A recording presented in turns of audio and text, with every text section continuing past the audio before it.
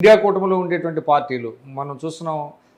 ఆప్ ఢిల్లీలో ఒంటరిగా పోటీ చేస్తుందనే మాట ఒకటి వినిపిస్తుంది. అవును. అంటే కాంగ్రెస్ మీద నమ్మకం తగ్గిపోయిందా రాహుల్ గాంధీ నాయకత్వం మీద?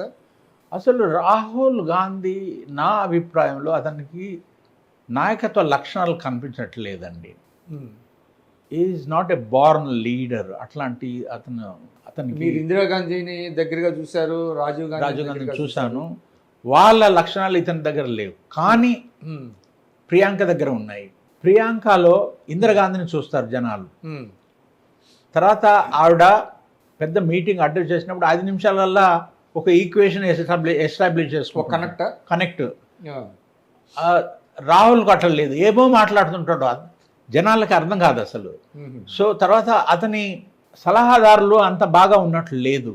తర్వాత ఈ జయరాం రమేష్ కానీ మిగతా వాళ్ళు కేరళ వాళ్ళు ఉన్నారు కదా, వాళ్ళు ఎప్పుడు ఎలక్షన్లు పోటీ చేసి గెలిచిన వాళ్ళు, వేణుగోపాల్ క్రాస్ రూట్ లెవెల్లో వాళ్ళకి సపోర్ట్ లేదనమాట.